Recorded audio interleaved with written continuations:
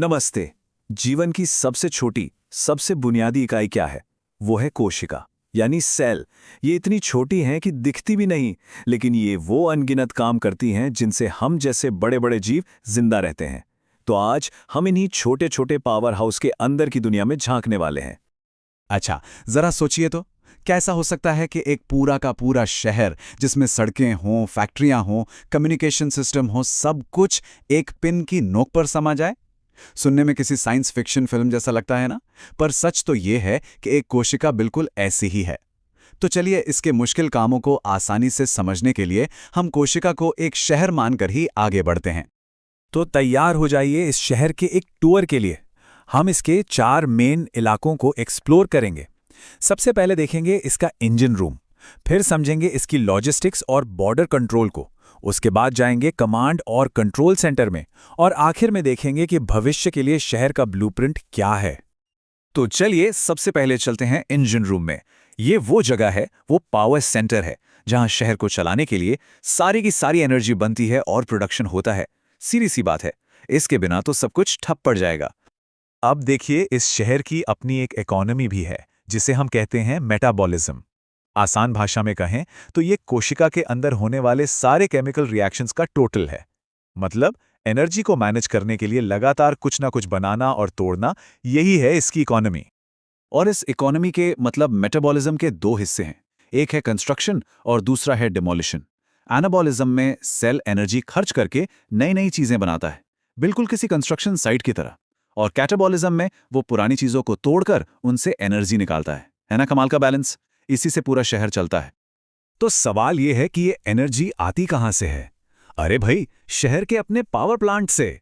Mitochondria के अंदर cell fuel को एक खास तरह की एनर्जी, जिसे एटीपी कहते हैं, उसमें बदल देता है।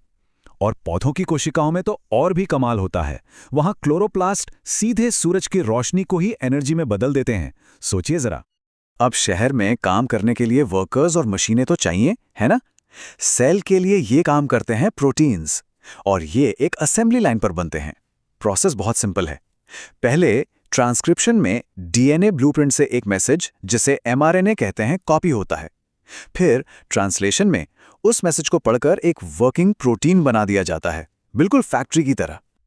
चलिए अब इंजन रूम से निकलकर शहर की सड़कों, बॉर्डर्स और इसके पूरे स्ट्रक्चर पे नजर डालते हैं। यहां हम देखेंगे कि इस सेल के अंदर सामान का ट्रांसपोर्ट कैसे होता है, कचरे की सफाई कैसे होती है, और ये अपना शेप कैसे बनाए रखता है। किसी भी शहर की तरह इस सेल सिटी का भी एक बहुत ही सख्त बॉर्डर कंट्रोल है। इसकी जो बाहरी दीवार है, प्लाज्मा मेम्ब्रेन, वो बहुत ही सिलेक्टिव है। मतलब वो बहुत सोच समझकर एकदम गार्ड की तरह ये तय करती है कि क्या अंदर आएगा और क्या बाहर जाएगा, ताकि शहर के अंदर का माहौल हमेशा सही बना रहे। तो फिर ये जरूरी सामान शहर के अंदर आता कैसे है? इंपोर्ट एक्सपोर्ट के कई सिस्टम हैं।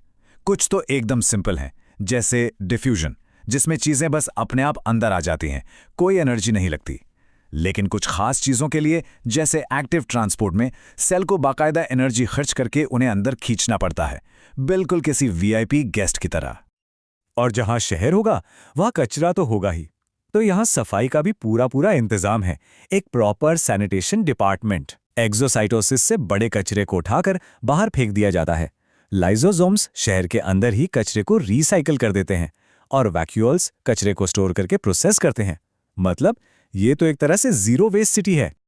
लेकिन ये पूरा शहर एक साथ टिका कैसे रहता है? इसका राज है साइटोस्केलेटन। इसे आप शहर का अंदरूनी ढांचा या स्टील का फ्रेम समझ सकते हैं। ये न सिर्फ इसे शेप और मजबूती देता है, बल्कि सामान को एक जगह से दूसरी जगह ले जाने के लिए हाईवे का नेटवर्क भी बनाता है। चलिए, अब हमारे टूर का तीसरा पड़ाव है कमांड एंड कंट्रोल सेंटर। यहां हम ये देखने वाले हैं कि ये शहर अपनी सुरक्षा कैसे करता है, दूसरे शहरों यानी दूसरे सेल्स से बात कैसे करता है, और अपने आसपास के माहौल में हो रहे बदलावों पर रिएक्ट कैसे करता है। किसी भी शहर को अपनी सुरक्षा तो करनी ही पड़ती है, और इस सेल सिटी का डिफेंस सिस्टम तो मल्टी लेयर्ड है। पहली दीवार तो सेल मेम्ब्रेन ही है, पर यह अकेली नहीं है।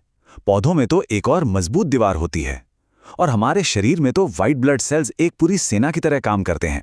ये दुश्मनों को घेर कर खत्म कर देते हैं, और खास खतरों से निपटने के लिए एंटीबॉडीज जैसे स्पेशल हथियार भी बनाते हैं। अब देखिए, कोई भी शहर अकेला तो काम कर नहीं सकता।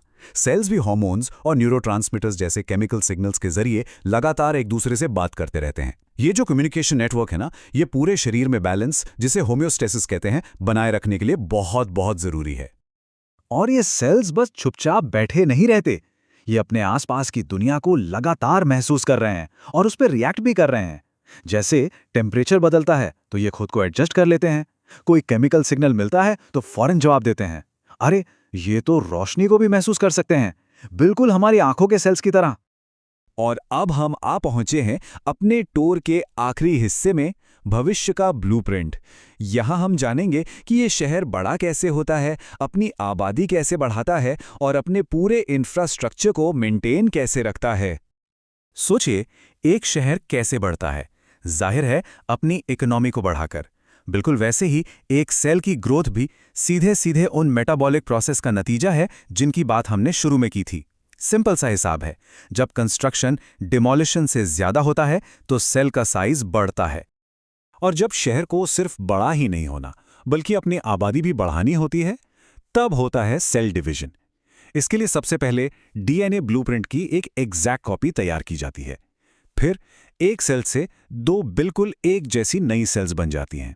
यही वो तरीका है जिससे ग्रोथ, रिपेयर और रिप्रोडक्शन होता है। इतने बड़े शहर को चलाने के लिए 24/7 मेंटेनेंस तो चाहिए ही, और सेल के पास इसके लिए अपनी एक्सपर्ट टीमें हैं। DNA repair team genetic code में आई गलतियों को फिक्स करती है। मेम्ब्रेन रिपेयर टीम शहर की दीवारों में हुए छेदों पर पैच लगा देती है, और ऑटोफैगी के जरिए पुराने खराब पुर्जों को रिसाइकिल कर दिया जाता है। ये दिखाता है कि एक सेल कितना आत्मनिर्भर और सस्टेनेबल है। तो हमने देखा कि कैसे एक सेल के 15 जरूरी काम उसे एक हलचल भरे महानगर जैसा बनाते हैं, और ये हमें एक बहुत बड़े सवाल पर लाके छोड़ देता है। अगर एक अकेला सेल इतना ज्यादा कॉम्प्लेक्स और सेल्फ सफिशिएंट है एक पूरे शहर की तरह, तो फिर एक पूरा जीव जो ऐसे खर्रोबों सेल से मिलकर बना है, वो क्या है? इस पर जरूर सोचिएगा।